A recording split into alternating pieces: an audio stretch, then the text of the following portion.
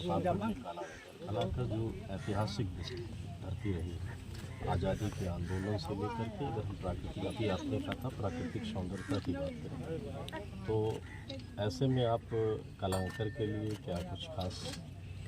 कि आज काला कंकर के राजभवन में और राजभवन के प्रांगण में बहती हुई निर्मल गंगा जी के पवित्र तट पर हम लोग यहाँ आपके साथ खड़े हैं। ये राजनीतिक, सामाजिक, आर्थिक और ऐतिहासिक रूप से एक पवित्र स्थान भी है और जिसका एक इतिहास है, जहाँ गांधी जी ने आकर के विभिन्न बार सत्याग्रह और अन्य आंदोलन किए।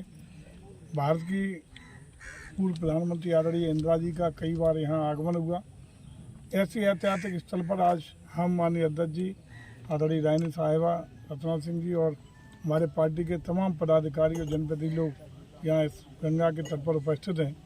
सबसे पहले इस पवित्र माटी को नमन और प्रणाम करता हूँ।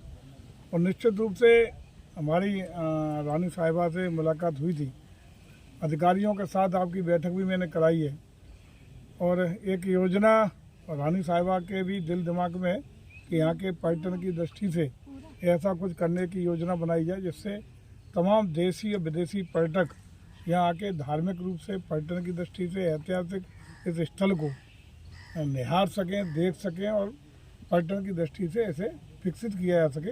ये योजना के लिए हम लोग मिलकर काम करेंगे और जहाँ एक दो प्रस्ताव हमारे जिलाध्यक्ष जी ने माननीय जनप्रतिनिधियों ने यहाँ के लिए दिए हैं, तो अगले साल की, अगले वित्तीय वर्ष, अगले साल का मतलब मार्च के तत्काल बाद उन योजनाओं पर भी पर्यटन विभाग उन योजनाओं को पूर्णता देने के लिए स्वीकृत देने का काम करें। हम पूरे प्रतापगढ़ की बात करें तो पूरा प्रतापगढ़ धार्मिक, ऐतिहासिक रूप से काफ़ी रिच है और अगर हम देखें रोजगार के अवसर के रूप में तो उतना ही पिछड़ा हुआ है। अगर हम इसको पर्यटन की दृष्टि से जोड़ देते हैं, राम वनगमन मार्ग भी है ये, तो अगर हम उससे जोड़ते हैं तो कहीं ना कहीं लोगों को रोजगार का भी अवसर मिलेगा। तो क्या इस तरीके का कोई प्रस्ताव प्रतापगढ़ जनपद के लिए? न सिर्फ प्रतापगढ़, उत्तर प्रदेश जो पर्यटन की दृष्टि से हमारी तमाम धरोहर, ऐतिहासिक स्थलों के, प्राकृतिक सौंदर्यों के होते हुए भी पर्यटन की दृष्टि से बहुत पिछड़ा हुआ था। लेकिन आदरणीय योगी जी और मोदी जी के नेतृत्व में देश और प्रदेश की सरकार के बनने के बाद जिस तरीके से पर्यटन को उभारने का धार्मिक दृष्टि से, आध्यात्मिक दृष्टि से, ऐतिहासिक दृष्टि से काम किया है, उसका परिणाम है। चाहे काशी कॉरिडोर की बात करें, एक उदाहरण के तौर पर यदि काशी कॉरिडोर को ही हम ले लें तो जहाँ छोटे छोटे माली से लेकर, नाविक से लेकर, फूल बेचने वाले, पुजारी, उनकी गुणात्मक रूप से आय में वृद्धि हुई है। वहाँ का राजस्व, जो ज़मीनें बहुत सस्ती थी, 10 गुना से 20 गुना ज़मीनों की कीमतें बढ़ी हैं, लोगों की आय में वृद्धि हुई है। छोटे छोटे कारोबारियों से लेकर के 5 स्टार होटल तक के 10 टाइम्स आय में वृद्धि हुई है। पर्यटन एक ऐसा उद्योग है जिसमें सबसे कम इन्वेस्टमेंट करने के बाद सबसे ज़्यादा बेस्ट रिटर्न, सबसे ज़्यादा रिटर्न और सबसे ज़्यादा रोजी रोटी के अवसर देने का काम होता है। इसी के दृष्टिगत हमने काशी को, जो माननीय प्रधानमंत्री के लोकार्पण कॉरिडोर के करने के बाद जो वहाँ एक हालात सुधरे हैं, गुणात्मक रूप से आय की वृद्धि हुई है, उसी को हम पूरे प्रदेश में लागू करने जा रहे हैं। काशी के बाद चाहे अयोध्या हो या राम मंदिर का भव्य दिव्य निर्माण चल रहा है और जनवरी के महीने में भगवान राम का पूरा विश्व के सामने प्राकट्य होगा, वहाँ स्थापना होगी, स्थापना तो हो ही रही है, उसका लोकार्पण हो जाएगा। उसके बाद हम मथुरा, वृंदावन, नैमिषारण्य, संगमेरपुर से होते हुए आपका चित्रकूट धाम तक ये सारे सर्किट डेवलप करने का काम कर रहे हैं। साथ ही साथ सबसे ज़्यादा महत्वपूर्ण होता है पर्यटन की दृष्टि से कनेक्टिविटी, चाहे वो रोड कनेक्टिविटी हो, एयर कनेक्टिविटी हो, वाटर कनेक्टिविटी हो। हम तीनों कनेक्टिविटियों को बेमिसाल तौर पर आगे बढ़ाने का काम कर रहे हैं। आपने देखा होगा कि हमारा जेवर एयरपोर्ट, कुशीनगर इंटरनेशनल एयरपोर्ट, ये दोनों इंटरनेशनल एयरपोर्ट के साथ साथ हम गुणात्मक रूप से डोमेस्टिक एयरपोर्ट भी बढ़ाने का काम कर रहे हैं। उसके साथ ही सर्किट बना के पूरे प्रदेश को, बल्कि उत्तराखंड से भी कनेक्ट करते हुए अलग अलग सर्किट डेवलप कर रहे हैं, जहाँ हेलीपोर्ट बनवा रहे हैं।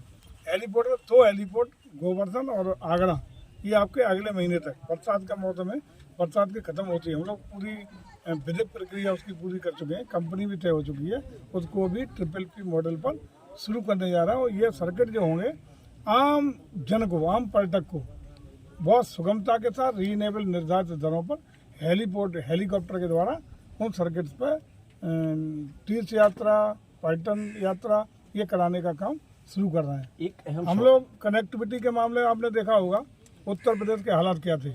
आज आदरणीय योगी जी के नेतृत्व में उत्तर प्रदेश बनने के बाद और खास रूप से गडकरी जी का जो आशीर्वाद मिल रहा है, उसके बाद NHAI के प्रयास के बाद जिस तरीके से एक्सप्रेस वे NHAI के माध्यम से लोकल कनेक्टिविटी भी जबरदस्त तरीके से हम लोगों ने मजबूत करने का काम किया है, जो बहुत जरूरी है पर्यटन की दृष्टि से। एक अहम सवाल है, अब उसकी सरकार ने एक पहल की कि जो राजघराने हैं उत्तर प्रदेश के, उनके साथ आपने एक बैठक भी की थी।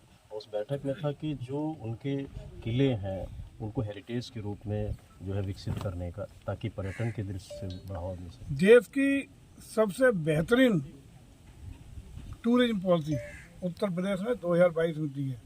हालांकि 17 में लागू हुई थी, लेकिन उसमें कुछ कमियां थी। विभिन्न स्टेट का हम लोगों ने आकलन कराने के बाद 3 बजे कराया और सारे स्टेट में जो जो अच्छी चीज़ें थी उनको एडॉप्ट करते हुए उत्तर प्रदेश में बेस्ट टूरिज्म पॉलिसी 2022 प्रख्यापित की है, कैबिनेट ने स्वीकृत की है।